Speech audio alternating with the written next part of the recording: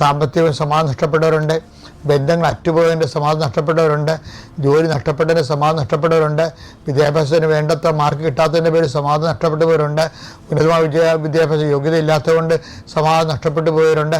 അങ്ങനെയവർക്ക് എല്ലാവർക്കും ജീവിതമാർഗം കാണിച്ചു കൊടുക്കുകയും കർത്താവ് വിദ്യാഭ്യാസ മേഖല കാണിച്ചു കൊടുക്കുകയും അവരുടെ കഴിവിനേക്കാൾ ഒരു ദൈവത്തിൻ്റെ കൃപ കൊണ്ട് അവരെ സെറ്റ് ചെയ്യാൻ കർത്താവ് ഇടവരുത്തുകയും ചെയ്യട്ടെ. കർത്താവെ, മക്കളില്ലാത്തവർ, മക്കളെ ഓർത്ത് വേദനിക്കുന്നവർ, വിവാഹം ഒത്തുവരാത്തവർ, കർത്താവ് പണത്തിൻ്റെ പേരിൽ, സൗന്ദര്യത്തിൻ്റെ പേരിൽ, കുടുംബത്തിൻ്റെ പേരിൽ വിവാഹം താമസിച്ച് പോകുന്നവർക്ക് ഒന്നിൻ്റെ പേരിലെല്ലാ ദൈവത്തിൻ്റെ കൃപയാൽ എൻ്റെ ജീവിത പങ്കാളി എൻ്റെ കർത്താവ് എനിക്ക് തിരഞ്ഞെടുത്ത് വന്ന വ്യക്തിയാണെന്നുള്ള ഓർമ്മയിൽ ആ അനുഭവം ഉണ്ടാകുന്ന രീതിയിൽ ദൈവം അത്ഭുതം നിൻ്റെ ജീവിതത്തിൽ പ്രവർത്തിക്കിടയാക്കണം പ്രാർത്ഥിക്കുന്നു.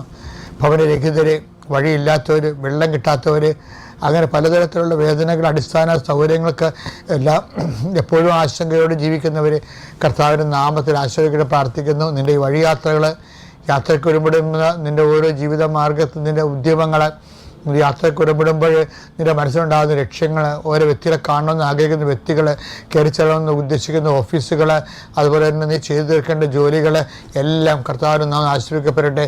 ഇന്ന് നിൻ്റെ മാർഗത്തിൽ ഉണ്ടാകുന്ന സർവ്വ തടസ്സങ്ങളും, ഇന്ന് നിൻ്റെ മാർഗത്തിലുണ്ടാകുന്ന എല്ലാവിധ ദോഷങ്ങളും യേശു ക്രിസ്തു നാമത്തെ ഞാൻ ബന്ധിക്കുന്നു.